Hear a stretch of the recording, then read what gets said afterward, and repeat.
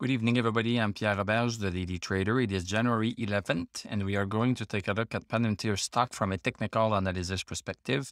My goal in doing these videos is to help you understand how you can use technical analysis to make better trading and investing decisions.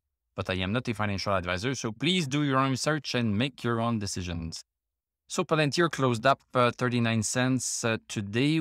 That's 2.36%. We closed at 689.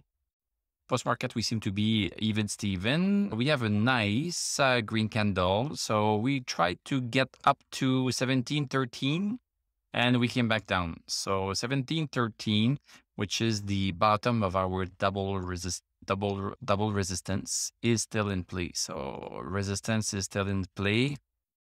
And it's interesting that we went through it during the day, but then we came back down.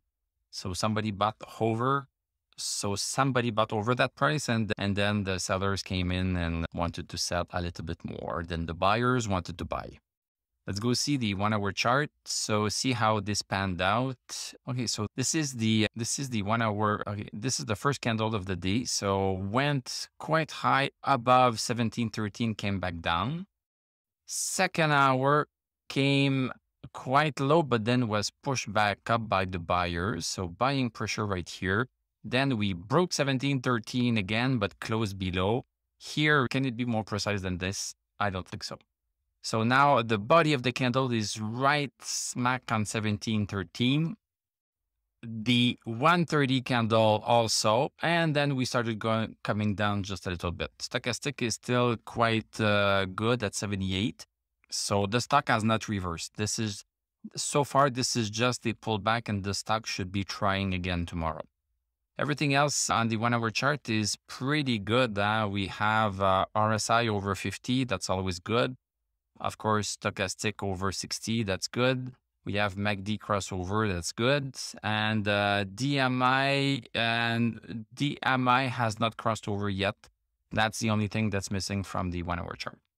Let's go see on the daily chart now what's happening on the daily. Did this have an impact on stochastic? Yes, a little bit. Stochastic at 37. So stochastic is climbing a little bit. RSI still has a long way to go. MACD a long way to go. And DMI has a very long way to go. So interesting that in the past 4 days, we have been crossing 1713 every single time. Three times. In the past 4 days, we have been breaking 1713 during the day, but close back within it. So it seems like we want to cross this 1713. Maybe we are going to do it tomorrow. Let's just watch what happens. Thank you very much. Thank you very much for watching. Thank you for liking, commenting, subscribing. You can click on my YouTube. You can become a YouTube member. You can click on my TradingView affiliate link. I'm going to wish you a great evening. We are going to talk tomorrow, and I'm going to tell you à la prochaine.